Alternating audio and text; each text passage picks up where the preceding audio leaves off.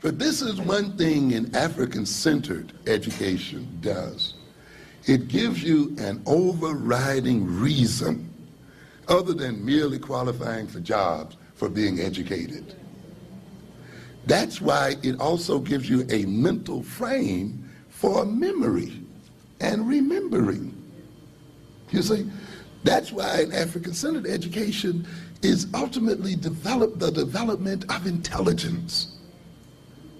You see, because it is a motivational system, it gives you a very solid reason for what you're doing. It gives you a frame within which to place information and how that information is to be used. It gives you a means of self-defense. When you look at that nonsense, you can laugh at it and say, I'm not going to be sucked in by this crap. It helps you keep your money in your pocket. It helps increase your savings. And when you increase your savings, you have more to invest in black businesses and economic development. You see? And therefore, learning takes on a whole new meaning and adds a whole new dimension to intelligence and thinking. And most of all, it brings on brand new powers.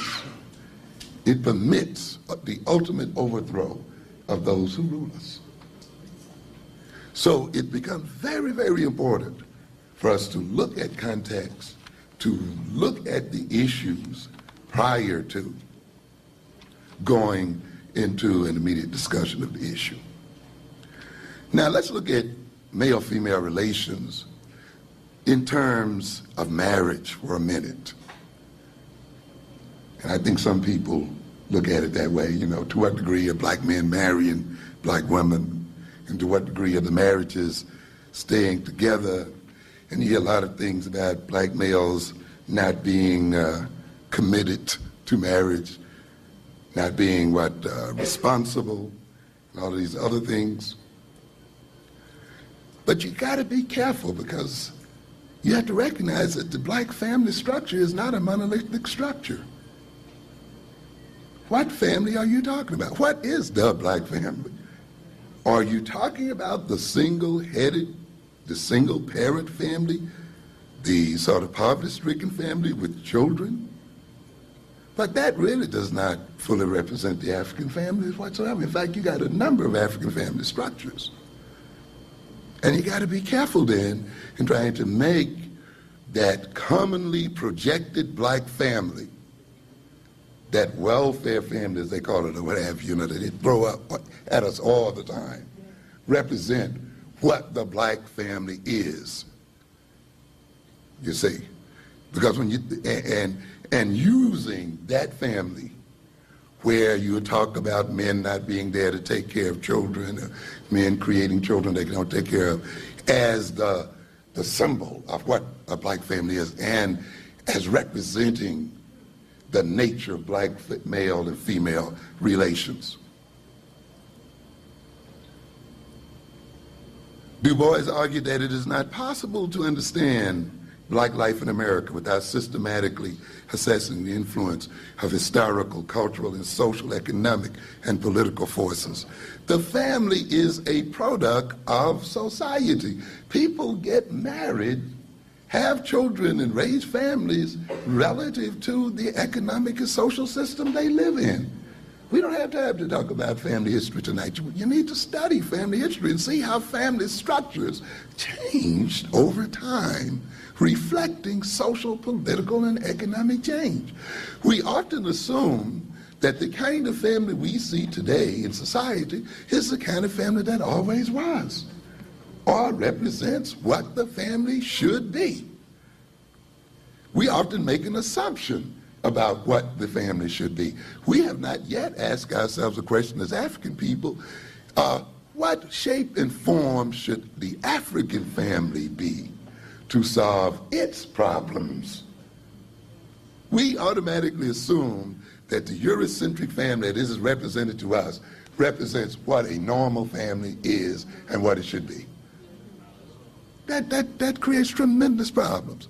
And therefore, to the degree to which our families deviate from that structure, to the degree we are to talk about it as broken and dysfunctional and all of these other things. Or that this is the type of family we should go for, instead of saying, given our realities, what is the best family form and shape that will solve our problem? This is the thing I too talk about when I talk about African-centered education, and that is that African-centered education is designed to create the kind of people we need to solve African people's problems.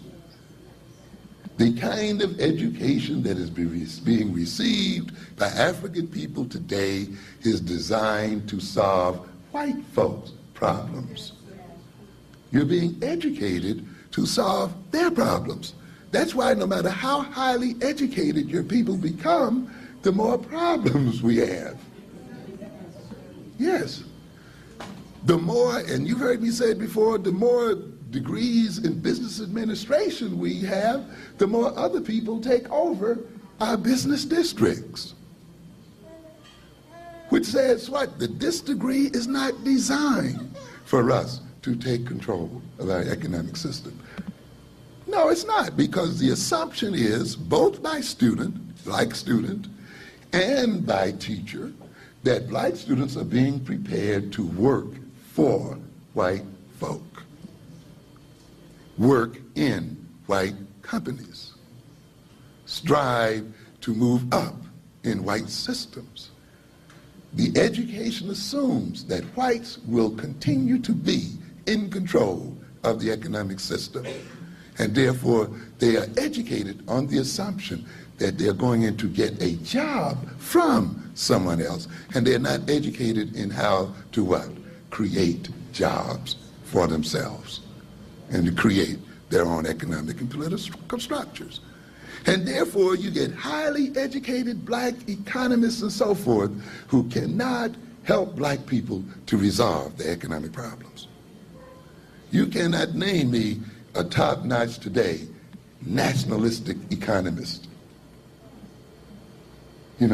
that comes with practical and real workable solutions to the problems we have with aliens taking over our communities.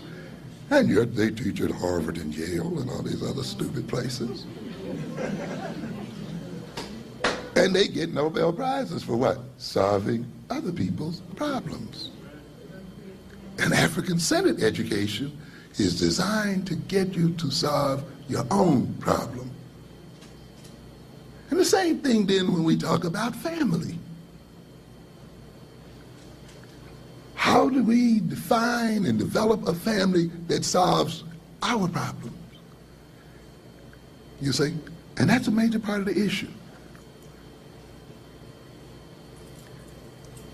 Do we really suffer a lack of commitment on the part of black males, let us say? Is there really an absence of values around marriage and stability? Or is it an issue that while black males and females are committed to marriage, they're still committed to the idea of family, they're still committed to the concept of raising African-centered children and so forth, that there are other factors that enter into their personal lives and social lives that block these commitments and destroy these commitments? And it's very important to ask that question, or else you will often falsely accuse each other for problems and issues that are really developed outside of the relationship, that represent themselves in the relationship as anger, as disrespect, as chauvinism, as shirking responsibility, as not committing, you see. Often you're looking at the end product.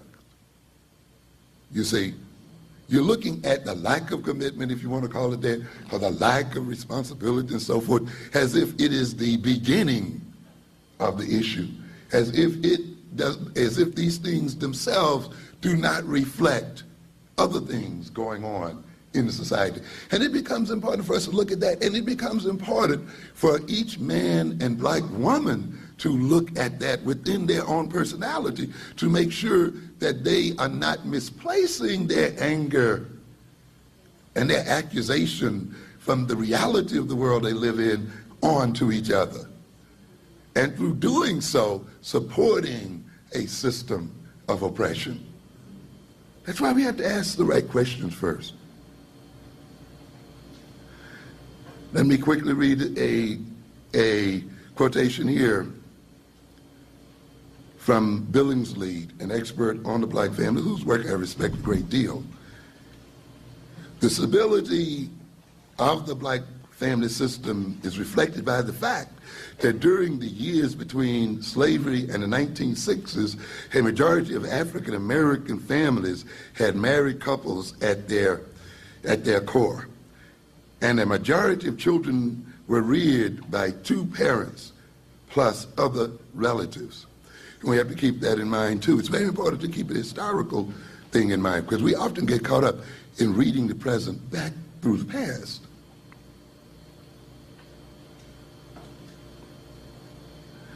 He makes a list here of families with children. 1960, 78% of black families were two-parent families. Mothers only formed 20% of black families. Father only 2%. 1970, two parents, families 64%, mother only 33%, father only 3%. 1975, 74% two-parent, mother only 44%, and 3% for father only. So it only began somewhere around 1980 that the family, as we talk about it today, the single-elder family begins to flip over in the black community. 1980, 48% were two-parent families, 49% mother family only. 85, the two-parent family dropped to 40%, the mother only 57%, 1990, 37%, as against 60%. There's a historical progression going on here. And we must ask our question, what is happening here? So the idea that black men are not committed or black women are not committed because they are black, or there's something inherently related to their blackness. If you're measuring male-female relations in terms of marriage, then you got to deal with this issue. That certainly has not been the case. We're starting with nearly 80% married here in the 1960s.